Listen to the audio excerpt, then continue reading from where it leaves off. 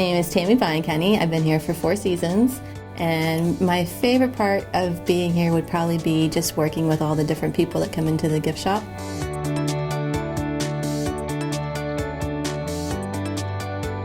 I love working at the park. I mean, I work at a school district during the off-season, so I work with kids all the time, and then coming here I see some of the same faces, and that's really nice to come and see it. A lot of the kids and even the adults. It's fun to see new people and people from all over the world, actually.